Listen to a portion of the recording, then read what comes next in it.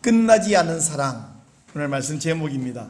여러분, 우리나라 속담에 이런 속담이 있는 거 아시죠? 콩 심은데 콩 나고 팥 심은데 팥 난다. 근데 콩 심은데 팥 나면 어떻게 될까요? 당황스럽겠죠? 황당합니다. 또 우리나라에 속담이 있습니다. 공든 탑이 무너지랴. 그 말은 공을 최대한 들이면 탑 안 무너진다, 이런 이야기인데, 근데 여러분, 이 두 속담의 공통점이 인풋이 있으면 그에 상응하는 아웃풋이 있다, 이런 이야기거든요. 근데 인풋이 있는데 충분히 공을 들였는데 무너져 버리면 이 일 어떡하겠어요? 또 콩 심었는데 팥이 나면 뭐 팥도 먹을 수 있지만 탑이 무너지면 그건 정말 아무짝에 못 씁니다. 오늘 이사야가 공을 들인 공든 탑이 무너져 버린 이야기를 하고 있습니다. 콩 심은 곳에서 팥이 나는 것이 아니라 이상한 자풀이 나버리는 이야기를 하고 있습니다. 오늘 이사야는 내가 사랑하는 자가 있는데, 내 사랑하는 친구가 있는데 그 친구에 관한 이야기를 한번 들려드리겠습니다. 그 친구에 관한 이야기를 제가 노래로 만들어서 시를 읊어드리겠습니다. 이렇게 이야기를 시작해요. 그 친구의 이야기 중에 어떤 이야기냐면 그 사랑하는 자, 그 사랑하는 친구의 포도원 이야기를 하겠습니다. 그래서 그 포도원은 어떻게 했냐면, 그 친구가 포도원을 만들기 위해서 먼저 돌을 제하였다라고 이야기를 2절에서 하고 있어요. 여러분, 이 돌을 제하였다가 무슨 말이냐면, 우리가 들에 가면 막 밭에 돌멩이 있는 거 몇 개 골라내는 것, 그런 정도를 말하는 게 아니고요. 이스라엘 땅에는 주로 메마른 땅이잖아요. 그리고 평지는 다 밀을 심어서, 우리나라는 평지는 다 벼를 심어서 쌀을 먹어야 되듯이 이건 평지는 밀을 심어야 되는데, 밀을 심지 못하는 산비탈, 그 산비탈을 파가지고 큰 돌멩이, 작은 돌멩이를 골라내요. 그러면서 큰 돌멩이로 이렇게 축대를 쌓고, 그 다음에는 그 사이사이 작은 돌을 넣고 그 위에 흙을 넣어서 다져가지고 계단을 만들어요. 계단을. 왜냐하면 그냥 산비탈에는 비가 오면 빗물이 다 실려 내려가 버립니다. 그럼 물이 땅속으로 안 스며들죠. 그리고 그 위에 있는 약간의 그름기를 다 쓸어내가 버리면 아무 농작물이 안 자라잖아요. 그러니까 땅을 파서 계단식 밭을 만듭니다.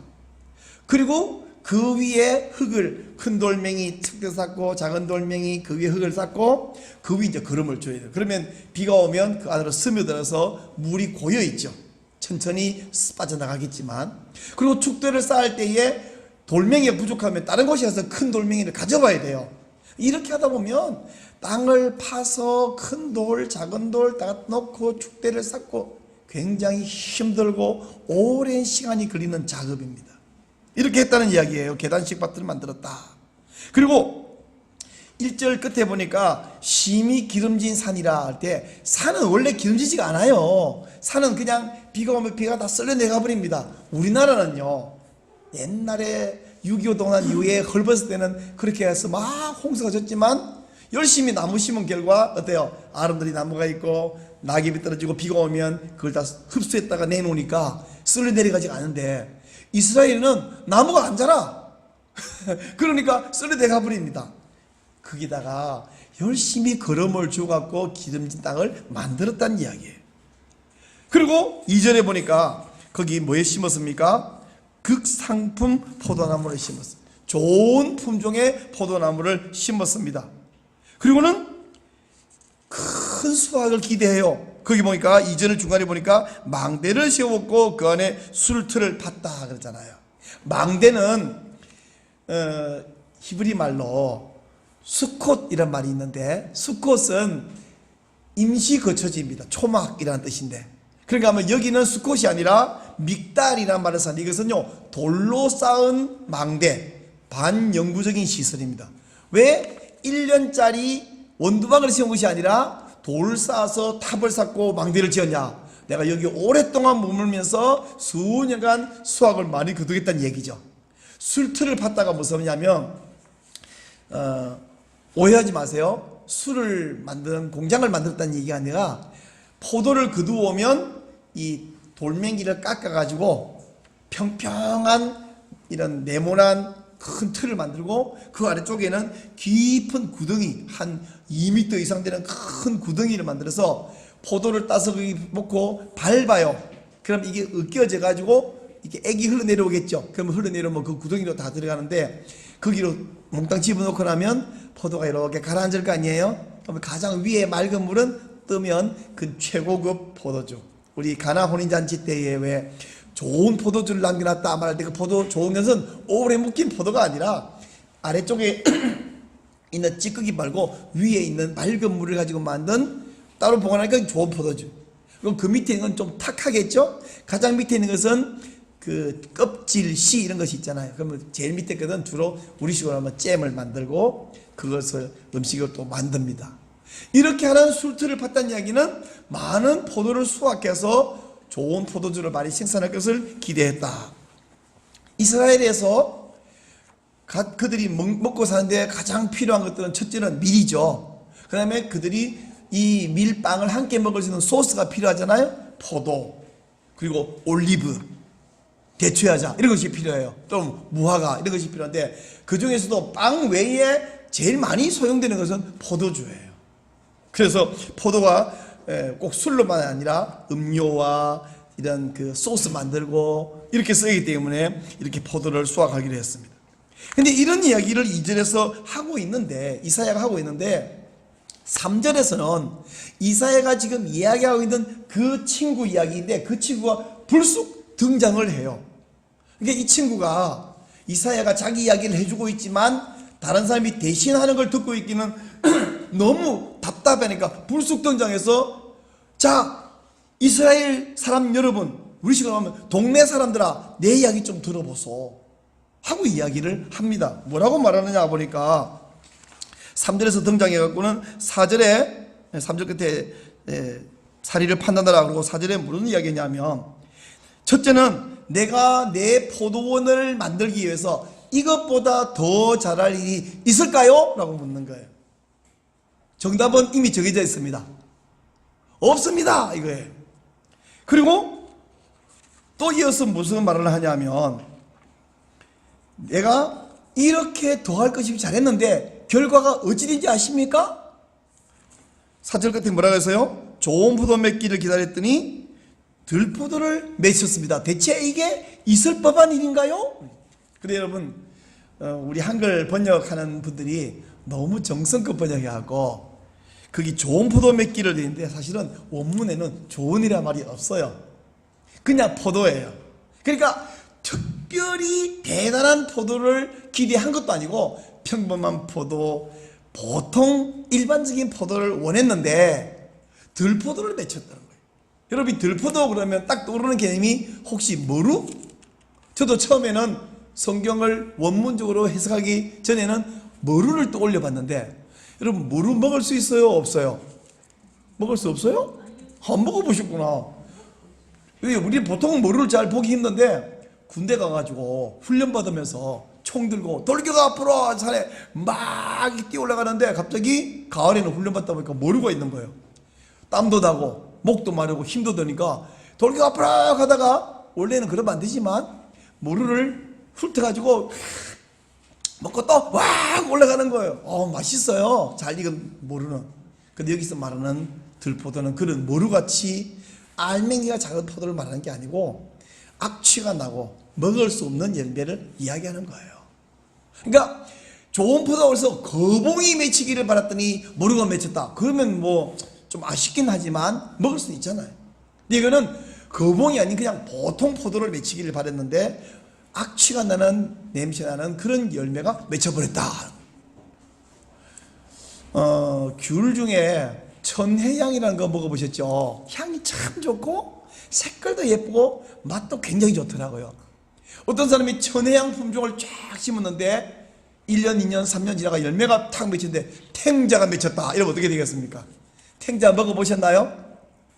탱자 잘 못 보셨지. 근데 저는 시골 살 때 울타리를 다 탱자로 만드니까 보기는 노랗게 예쁩니다. 향도 괜찮은데 먹을 수 없어요. 안에 열면 씨만 가득 들었고 즙이 조금 있는데 시고 떫고 써요. 워낙 먹을 게 없는 때는 그거라도 왠지 먹음직스러워서 향도 오니까 한번 먹어봤는데 지금 생각하니까 벌써 침이 나오네요. 쓰고 떫고 에피피피. 여러분 천혜향을 심었는데 탱자가 맺혀버렸다. 진짜 환장하겠네, 그죠?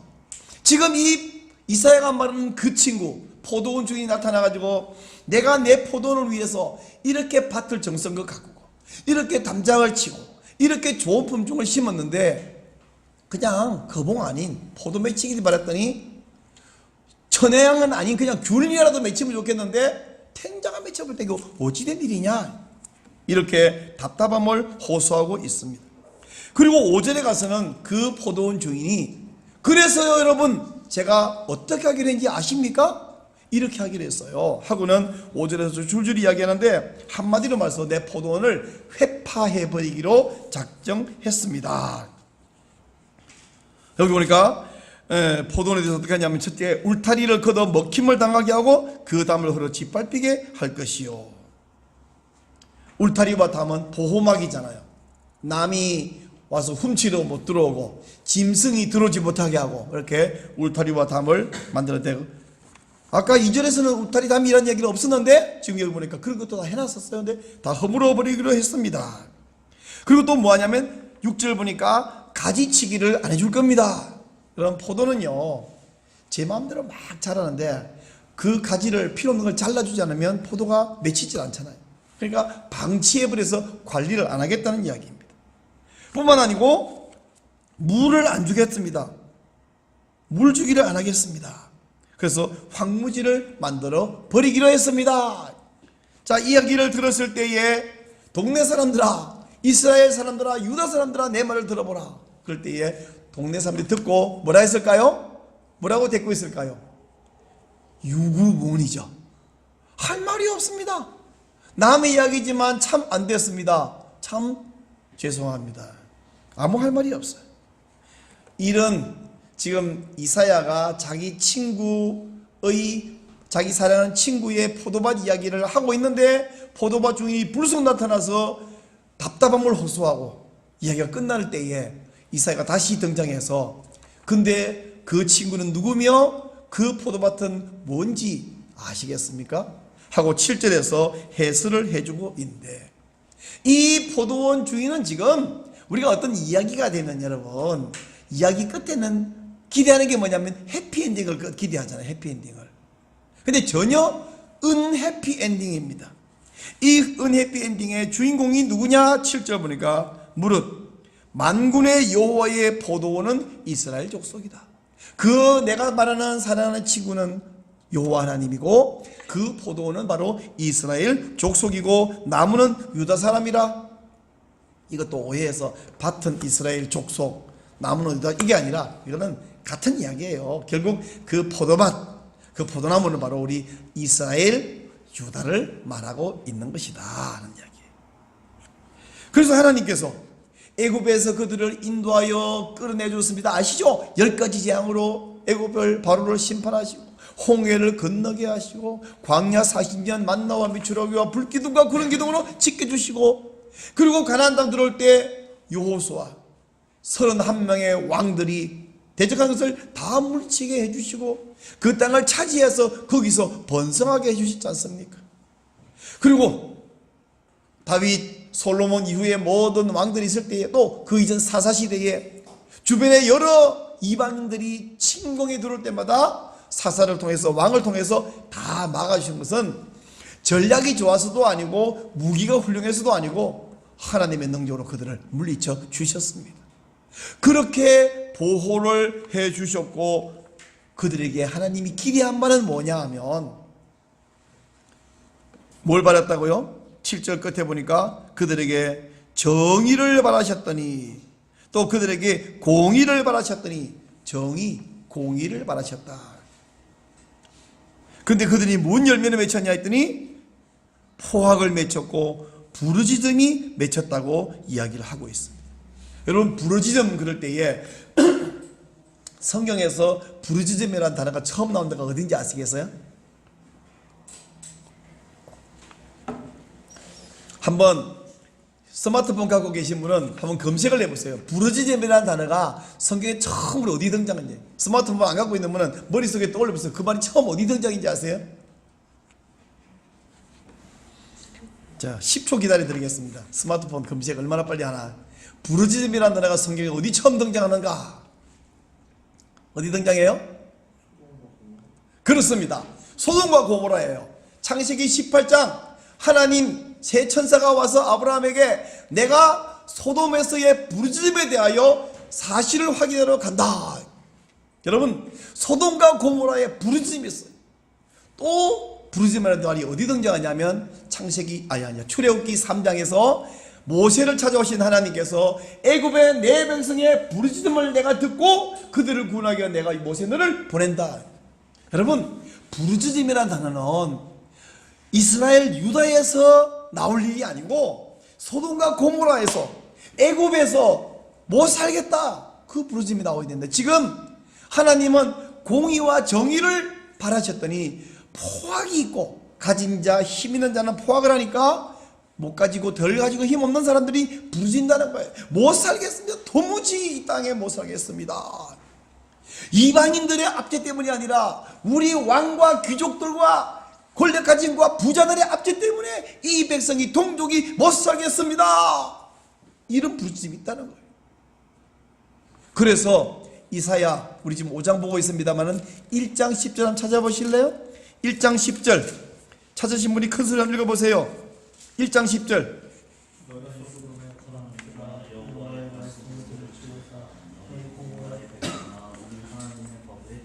예, 감사합니다. 크게 한번 읽어봐도 괜찮은데, 소돔에 가는도라 고모라의 백성아, 이렇게 말하고 있잖아요. 결국 지금 유다 너희들은 더 이상 하나님 백성이 아니라 교회가 아니라 소돔과 고모라야. 너희들 이런 포악과 부르짖음 있는 땅을 그대로 두면 되겠습니까? 이미 옛날에 가나안 땅 사람들을 그들을 다 진멸해버렸는데 이 백성들이야말로 지금 진멸당할 그런 수준에 가 있다는 이야기예요.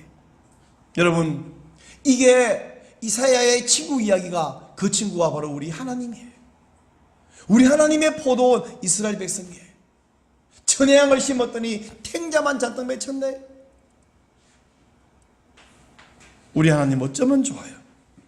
제가 이 성경을 읽으면서 탄식이 나오고, 우리가 왜 남의 아파서 너무 괴로운 이야기, 사업했는데 망한 이야기, 애 낳는데 애가 아픈 이야기 막 이런 거 들으면 어쩌면 좋아, 어떡해, 그런 안타까움이 나오는데, 이 성경을 읽으면서 우리 하나님 어쩌면 좋아, 우리 하나님 어떡해, 이런 탄식이 나오는 거예요.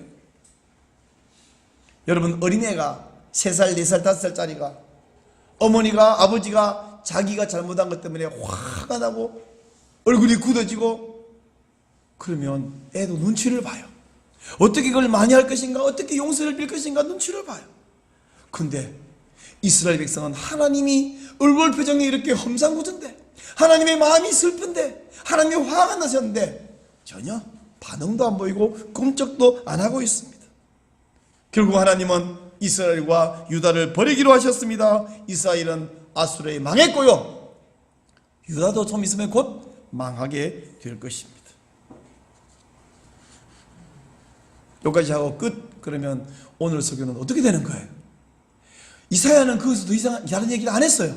근데 감사하고 다행한 것은 우리 손에는 이사야서 5장까지만 있는 것이 아니라 이사야 66장까지 있고 신약성경까지 있잖아요. 그래서 오늘 설교가 가능한 것이고 우리에게 소망이 있는 줄 믿으시기 바랍니다. 오늘 말씀 제목이 뭐요? 끝나지 않은 사랑입니다. 끝난 것이 아니에요. 너희들은 스스로 도무지 안 되는데 내가 너를 낳은 죄로 내가 너를 책임질게. 하나님이 스스로 직접 책임지기로 했고, 이 문제를 해결하기 위해서 메시아를 보내기로 결심했고 보낸다고 약속을 했습니다. 그리고 우리 예수님이 오셨고 우리를 위해 십자가에 죽으셨고 3일 만에 부활하셨습니다. 십자가와 부활, 사랑의 극치이고 놀라운 기적이죠. 이제 우리는, 저 밖에 있는 불신자들은 이 사랑을 모르고 이 믿음이 없지만 우리는 다 이미 믿고 있는 자들입니다. 맞죠? 맞습니다. 그러면 이제 우리에게 요구되는 것은 뭐냐? 합당한 반응이에요. 복음에 합당한 반응. 바울이 골로새서 1장 10절에서 이렇게 말했습니다. 화면 한번 보시고 읽어주실래요? 시작. 주께 합당하게 행하여 범사에 기쁘시게 하고 모든 선한 일에 열매를 맺게 하시며 하나님을 아는 것에 자라게 하시고. 주께 합당하게 하는 것은 열매를 맺는 거예요. 무슨 열매를 맺어야만 하느냐? 무슨 열매? 예수님은 이런 말씀하셨습니다. 나는 포도나무요 너희는 가지라. 그가 내 안에 내가 그 안에 거하면 사람이 열매를 많이 맺는다. 포도나무들은 야 네가 땅에서 내가 만든 그 기름기를 끌어들이고 물기를 끌어들이고 좋은 열매를 맺어라. 못 맺는 거예요. 안 맺는 거예요. 들포도를 맺는 거예요. 그래서 안 되겠다. 내가 할게. 내가 포도나무가 되어서 땅에서 수분을 끌어들이고 땅에서 영양분을 끌어들이고 내가 할게. 다만 너희들은 내 나무에 가지로 붙어만 있어라. 니들 스스로 못하잖아. 내가 할게. 붙어만 있어. 그러면 내가 열매 주면 너희들 주는 열매를 맺기만 하면 돼. 가지는 나무가 주는 열매를 맺으면 되는데 하나만 돼요. 붙어만 있으면 돼요. 붙어만 있어라. 네 스스로 하라는 게 아니야. 넌 못한 줄 알아. 붙어만 있어. 이걸 못할 사람이 어디 있겠습니까? 요리를 해야 되는데 너 요리 못해. 너 여기 내 옆에 가만히 서 있어. 마지막에 내가 요리 다 해주면 들고 와가지고 서빙만 해라. 그거 못할 사람이 있겠어요? 아니 무슨 밀을 심으라는 것도 아니고 가루를 갈아오라는 것도 아니고 빵을 구우라는 것도 아니고 구워주는 빵 갖다가 서빙하는 것도 못할 사람이 없지 않겠습니까? 바로 주님이 내가 다 할게.